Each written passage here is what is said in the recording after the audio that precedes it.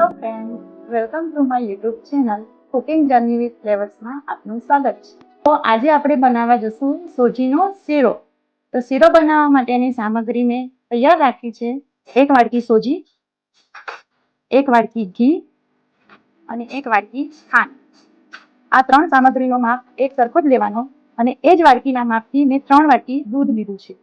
અને આ કેસરના 5 થી 7 તતરાને પલાળીને રાખ્યા છે.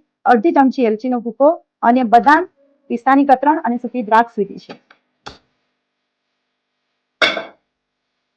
આપણે 1 વાટકી ઘી નાખીશું. ઘી ગરમ થાય એટલે આપણે અંદર 1 વાટકી સોજી નાખીશું. હવે આ સોજીને આપણે ધીમી આંચે શેકાવા દઈશું. આ સોજીને શેકાતા 5 થી 7 મિનિટ થશે. 5 થી 7 મિનિટ થઈ ગઈ છે. સોજી આપણી આછી ગુલાબી રંગની શેકાઈ ગઈ છે. તો પછી તેમાં આપણે માપ અનુસાર 3 વાટકી જે દૂધ લીધું છે એ એડ કરીશું.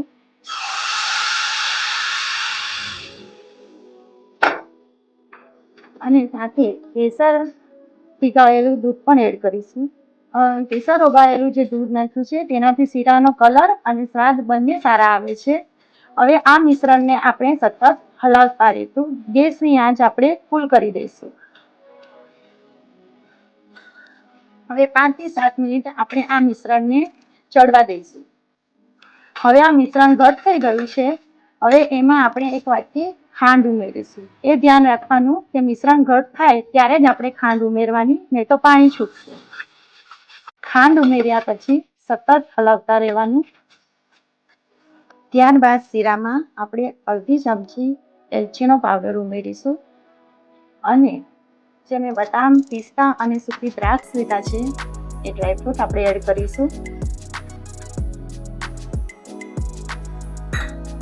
અને શીરાને સરસ મિક્સ કરી દઈશું. હવે મિત્રો આપણો શીરો તૈયાર છે. આપણે ગેસની ફ્લેમ ઓફ કરી દઈશું અને સર્વિંગ બાઉલમાં શીરાને સર્વ કરીશું.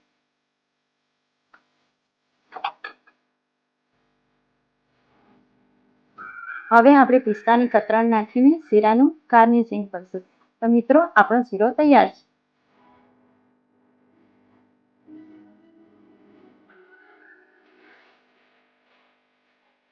દેખતા જ લાગે છે ને મિત્રો શીરો કેવો સરસ બન્યો છે.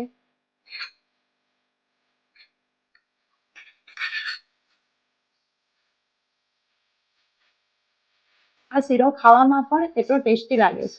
તો મિત્રો તમને મારી આ રેસીપી કેવી લાગી એ કોમેન્ટ કરીને મને જરૂરથી જણાવજો.